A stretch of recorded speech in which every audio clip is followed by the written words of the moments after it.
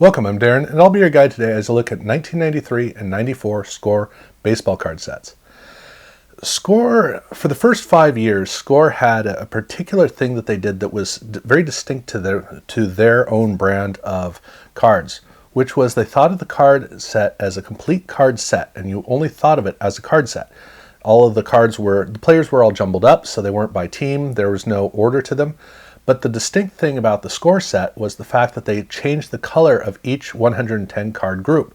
So every single set from 1988 through 1992, they all had that theme, either with the full border, the color going off of all sides of the border, so when you put together the set, you could see the colors going through the deck of cards, or with a white border with an inset color inside of it. But the idea that they had was that you went to collect the set, just like Topps, just like Fleer, just like Don Russ. It didn't matter if the players were in order or not, you were collecting the set. And that meant that you could have subsets that were a fun part of the set, but the thing is that was very much the thought process in the 1980s and not the thought process in the 1990s. As you got well into the 90s, it became very clear that people were more interested in collecting cards of players and of teams. And the complexity of a set no longer had the same interest because you were starting to get inserts and you were starting to get parallels. And so Score had to kind of rethink the whole way that they made cards in order to keep up with the changing landscape of the collectors ourselves. So for 1993, they went away from the tradition that they'd had of theming the card set based upon the card set, and they started to think more in terms of individual cards. They still had multiple series, they still had players jumbled up, and they still had subsets. But they went once again with a white border, but inside of the border, they went with a color theme based on the team. And that was a significant move that they made because now the card set is starting to be thought of in terms of presenting the players as opposed to presenting the whole set and the whole league. So the cards, it was a really cool element with just the right hint of the team color so that every single player, the card looked right, and then when you put together a team, the team felt right, but it wasn't overpowering. So if you looked at the set in its original form, all the numbers in sequence where the players are all jumbled around, it didn't overpower things. It was kind of a subtle move, but it was strong enough that if you wanted to notice it, it really did carry well. And on top of that, the blocky elements inside the card did a really good job of understating the whole card, so it was very much around the picture. Now, it would have been nice if the border had a color, but it went with white, which is okay because it does a really good job of presenting all the important information. But it does make the card a little bit anemic. Now on the card back, this is a true fan fest. I mean, this is just so much color of whatever team you collect. It's a big celebration of that team. It's a little bit blocky, but they were really emphasizing the whole point of we're doing this for fans of baseball. That was really the key that they went with for these cards. Now, like I said, they did do some subsets. Series 1 and Series 2 all had subsets. They had their league leaders, and for the league leaders, they went with a very simple picture on one side and then a banner coming down from the league logo from whichever league they won the award. Basic card, not a great card, but it worked for the purpose. And then they also had the draft pick cards, and this was the first year the draft pick card wasn't screaming at the top of its lungs, "Hey, look at me." Thank you. Was it so hard?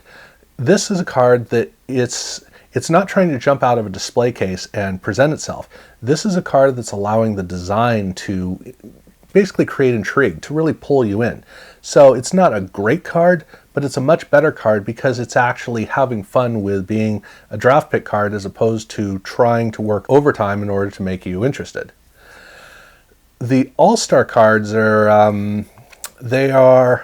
like the art, but it is a bold statement. I will definitely say that. I think they got a little carried away with the whole simplicity concept, but this is how they came across. And for the AL versus the NL cards look the same as the AL. So there's no differentiation between the all-star teams. And then of course they have their season highlight cards.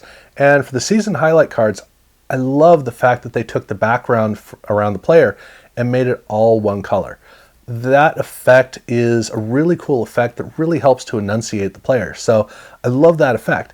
Now there's the outside chance that you may have noticed a star in the middle of the card. I am not a big fan of the star, but it is there, and that's what they were trying to do to really kind of make the card interesting. I really wish they'd left it out, because otherwise I think this would have been a really impressive card. Instead, it is a really bold card, so we will go with that. But it's really interesting to look at the World Series cards, because the World Series, interestingly, was played between an American team and a Canadian team. And this was back when you had to specify a Canadian team rather than the Canadian team. But it was pretty cool that they literally had a two-country World Series. So they took advantage of this. They went ahead and on the card they put up at the top some bunting for the US, and they put up bunting for Canada as well. So the card actually gets to play into the multinational quality of the game. So pretty cool. And then they had their Dream Team set. And the Dream Team cards are really wonderful. I love the way these cards come across. They have a great sepia shot of the player, which makes these players feel like legends. Even though they're current players, only, of course, right now they are legends, but they had that effect where when you look at the cards, you're thinking about the fact that these guys will someday be legends, as most of them are today. But up at the top and down at the bottom, they also have sepia text for the Dream Team and for the player name. So it's a really good color theme across this whole card. This is a very, very, very successful card. Looks really amazing. And then here you go. Here's what Kirby looks like, which is a bold statement. But again, this is kind of the thing that Score did. And they did not do a complete set that was sold as a complete set. So they actually did not have any special inserts in complete sets or a traded set. So there was no additional set that continued on from the end of this set. So they only had the inserts in the packs. And the first one is actually Dream Team. But these Dream Team cards, they're done in the same way, except the text up at the top, the Dream Team text, now it's actually a copper foil. So the cards, they read a lot better. It's really cool. I mean, not that the cards in the set don't look any better. They both look amazing. But having the foil on it makes these cards really seem important. And then, of course, on the card back, these are all numbered of 11, so there's no confusing the two. But this was a really cool rehash of the same set. Then they have the Boys of the Summer set. And Boys of the Summer is, how should we say, oh man, this card is bold. I mean, this is about as ridiculously bold as it gets. And it does a really good job of showing why you shouldn't photograph somebody with the sun right behind them. I mean, even on this card, it absolutely bleaches them out. They tried it, they did it, and this is what they ended up with. And then they also have a set called the Franchise. And the Franchise, these cards are wonderful. It is a full bleed card, but what's great about this card is the fact that the whole background, they darkened it significantly, almost like it's a night game. And this allows the player to just stand right out in the middle of the card, but you still get the background so that the player has context. The combination of these cards look amazing, and you're not even going to notice that they did it until you spend some time trying to understand, why do all these players look so good? Why do all these cards look so good? That's the reason why. So excellent choice they went with. But that was what they did for the set, and they, for the first time, didn't do anything else special. Like I said, they didn't do a traded set, so they didn't have any extra prospects or traded players. And they didn't do anything like superstars and young stars or anything like that. So for the first time, they just said, look, this is the set. That's it. That's all there is. The only exception is they did do another Procter & Gamble set, but other than that, if it wasn't in packs, they didn't make them. Because they had to refine. Basically, they were late to the game in the 80s, and so they kind of held on to the traditions of the 80s a little bit longer than everybody else, but at some point they had to grow up and understand, look, there's too much to buy, and so you just have to focus on packs. And so that was what they needed to do. They needed to make cards that were professional and were very focused. And so for 1993, they did a great job with it. But 94, they decided that they needed to kind of up the game in terms of, they were a base set, but they needed to look more professional. And so the card that they designed looks really nice, really wonderful, really formal. It's a very dark navy blue around the outside. The way that all the detailing is, it does a really good job of presenting the player. And what's interesting about this is that this actually looks like a Pinnacle card. And this was the year that Pinnacle went and got rid of the border. So it's kind of like Pinnacle went 91, not in baseball, 92, 93, and then by 94 they decided to hand over the Pinnacle design to Score, let it grow up to Pinnacle, and then Pinnacle would move on to something else. So the cards really do have more of a Pinnacle look than Score, but you can tell that they really do want to look like a professional company. They want to look more like Upper Deck, and they did a good job with the design. Now on the card back, it's interesting that the card is kind of a free-form affair. So they're loosening up on the back, which had always been very structured and very restrained. Here, they're kind of playing around with it. So they're exploring what Score means. But the thing that really was significant about this set was the fact that they built it around a parallel. And the parallel is their Gold Rush parallel. Same card, but there is a gold foil finish over the whole surface. It's not that they have gold foil on the card, it's that the finish on the card has a gold foil effect to it. So it still looks like the card, it just doesn't read quite as strongly with the foil. And they do have a Gold Rush logo on the front, and just in case that wasn't enough for you to know, on the card back, they also say Gold Rush. Now in the set, they did have a couple of subsets, but they were backing this off. They weren't getting as crazy as they had in the past. So the first subset is actually team cards, which are checklists. Very nice cards. But this is something that for a lot of us, it always bugged us when you'd have a random set, but you collected a team, you got to find all the players. And Topps had done a few times of doing team cards with checklists for the team, but that was pretty uncommon. So it was nice for Score here in 1994 to finally get around to say, you know what? Let's put together a checklist so that team collectors can find all the cards. And so that's what we ended up with, team cards for the teams. And in case you're wondering, yes, they do have the Gold Rush as well. The Gold Rush is for, that parallel covers the entire set, so all the cards come in both forms. They also have their league leaders, because that's just kind of the thing they did. And here you can see that they just have a thin band around the outside, allowing a very prominent picture to be almost entirely unencumbered. That was the theme they went for this. Only when you get around to the season highlights, you see that, well, no, that is the way that they did all of their cards this year. But they were really trying to scale things back and make the card set really formal. So it was quite an evolution that they were going through here between 1992 and now with 1994. Now, again, they did a bunch of inserts, or a couple of insert sets, all out of packs, and the Boys of Summer is so much better. This is actually a fun one. So the background now has, it's kind of like pitted glass that you're looking through at the background. So the background has a cool artistic effect.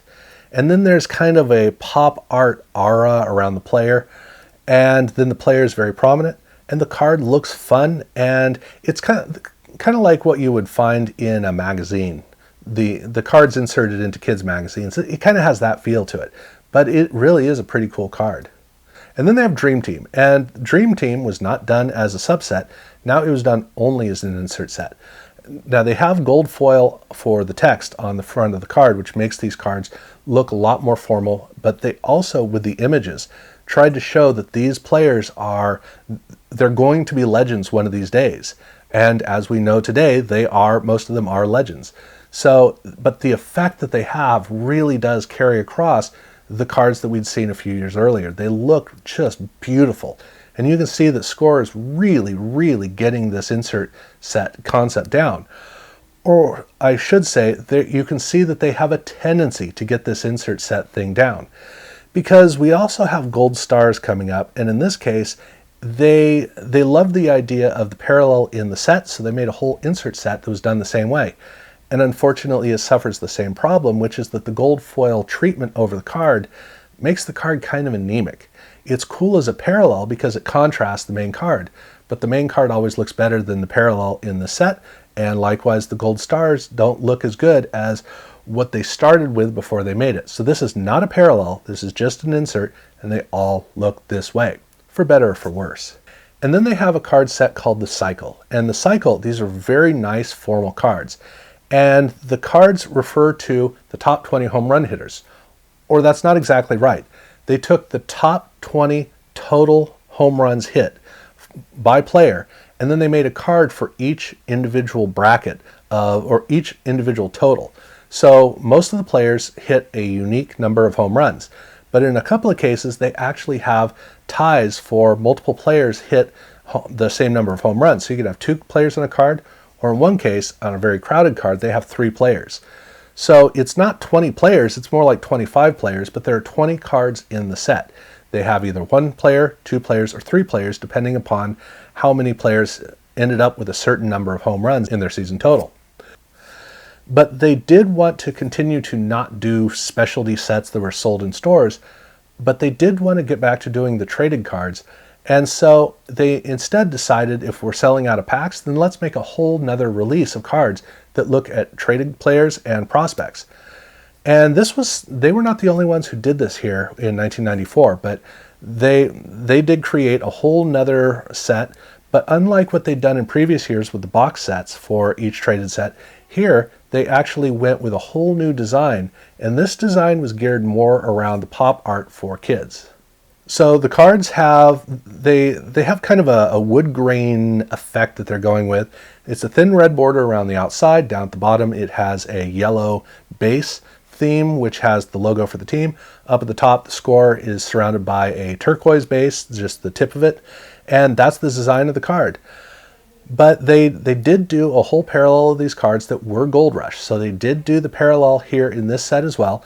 But in this case, the Gold Rush, they actually came up with a fun idea, which is to swap the red and the gold color so that the border is now a gold border with a red base for the team logo. So they contrast back and forth between the two. Now, this is the veterans that we're looking at here, but they also did the same thing with their rookies, except they used a different card design. So on the front, there's very little design, except you can hardly read the name on these rookie cards. It's really frustrating. But on the back, they're horizontal. So they did design the cards in a different way. And yes, of course, these all do have the Gold Rush parallel as well.